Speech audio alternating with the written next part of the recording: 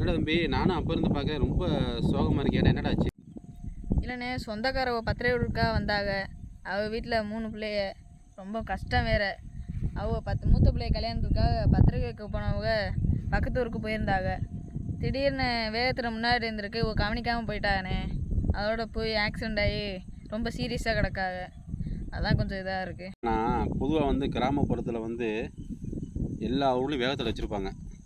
அப்படி இருக்கையில் நம்ம கிராமத்துக்குள்ளே போயில் ரொம்ப கவனமாக போகணும். ஆடு மாடு குறுக்க வரும், சின்ன பிள்ளைங்க தெருவில் விளாண்டுருக்குங்க.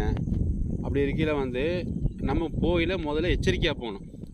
ரெண்டாவது விஷயம் பார்த்தோம்னா, ஒவ்வொரு பஞ்சாயத்தில் என்ன செய்கிறாங்கன்னா, இது போன்ற வேகத்தடை அமைச்சு அது சரியாக மராமத்து பார்க்கறது கிடையாது.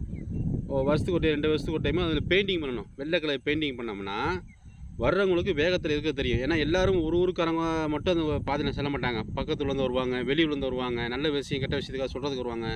அப்படி இருக்கையில் அவங்களுக்கு வரவங்களுக்கு தெரியாது. அப்படி இருக்கையில் அந்த பாதையை அந்த பஞ்சாயத்தில் உள்ளவங்க தான் அதை மராமத்து பண்ணி செய்யணும். ஒரு பெயிண்டிங்கோட செலவு மிஞ்சம்னா 1000 ரூபா செலவாகும்.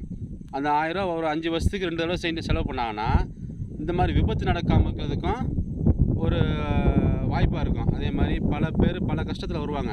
அப்படி இருக்கையில் இது போன்ற சம்பவம் நடக்கிறப்ப மனசு ரொம்ப கஷ்டமாக இருக்குது. அவங்க குடும்பம் நினச்சி பார்த்தோன்னா ரொம்ப இன்னும் வேதனையாக இருக்குது. பிள்ளைங்க பத்திரிக்கை கொடுக்க வந்திருக்காப்புல. அப்படி இருக்கையில் பார்த்தீங்கன்னா ரொம்ப கஷ்டமாக இருக்குது. அதே மாதிரி இப்போ என்ன செய்கிறாங்கன்னா, பேஷண்ட்ன்ற பேரில் இந்த பைக்கில் போய் என்ன செய்ய கைப்பிடி வைக்கிறது கிடையாது, இந்த கண்ணாடி மாட்டுறது கிடையாது. கேட்டால் பேஷண்ட் அப்படின்னு சொல்கிறாங்க.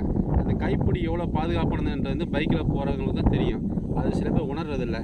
முக்கியமாக பின்பக்கத்தை கைப்பிடி வைங்க. பெண்களுக்கு போயில் பிடிக்கிற வசதியாக இருக்கும். ரொம்ப நான் நிறைய பைக்கில் பார்த்து ரொம்ப சிரமப்பட்டு போகிறாங்க. அப்படி இருக்கையில் பொதுமக்கள் தான் இதை முறையாக பின்பற்றணும். இதை கண்டிப்பாக பின்பற்றுங்க. ஒவ்வொரு கிராமத்துக்கு போகிறப்போ இது போன்ற வேகத்தில் கண்டிப்பாக இருக்கும். நம்ம ரொம்ப கவனமாக போகணும். கவனமாக போனால் இது போல விபத்தை நம்ம தவிர்க்கலாம். எல்லோரும் நல்லா வாழணும்.